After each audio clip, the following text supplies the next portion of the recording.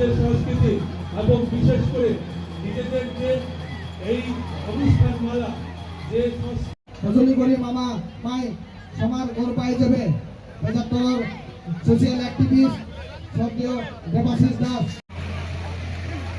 উত্তরীয় ফুলতরা জনে গুজিল বাথে মই নিয়মে চাকমা আতার দল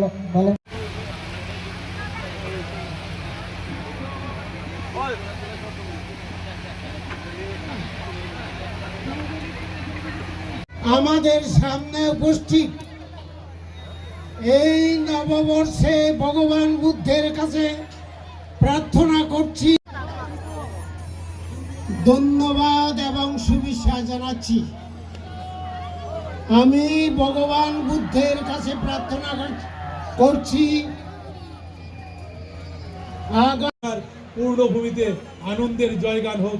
সবাইকে শুভকামনা জানাচ্ছি, সবাইকে নমস্কার জানাচ্ছি, সবাইকে নমস্কার।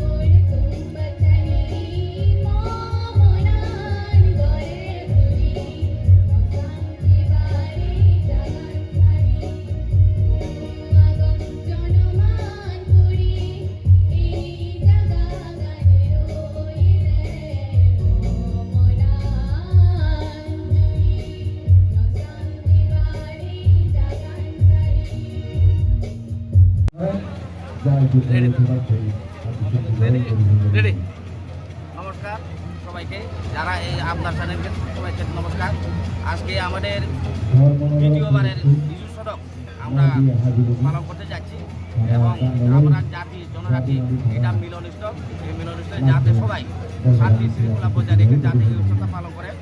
আমার নাম সঞ্জয় চাকমা, আমি বর্তমানে বিজু সড়ক যে কমিটি দ্বিতীয়বারের আমি চেয়ারম্যান এবং আজকে প্রথম দিন আমাদের তিন দিন পর্যন্ত এই বিজু সড়ক উৎসব অনুষ্ঠিত হবে। তার জন্য সবাইকে যাতে আমাদের এই সাহায্য সহযোগিতা করেন, আমাদের এলাকাবাসী শান্তি শৃঙ্খলা বজায় রেখে এই আশাটুকু রেখে যাতে অংশগ্রহণ করেন আমাদের এলাকাবাসী। সবাইকে নমস্কার জানিয়ে আমার বক্তব্য আলোচনা করছি।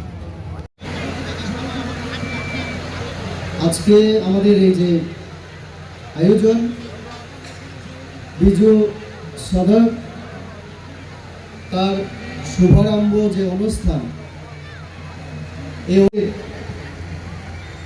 এই ব্লকের মাননীয় ব্লক চেয়ারম্যান সজল চাকমা মহোদয় এবং ব্লকের আমাদের ব্লক ডেভেলপমেন্ট অফিসার বিডিও আমাদের সাগর দেববর্মা মহোদয় এবং আমাদের সমাজসেবী এই এলাকার সকলের পরিচিত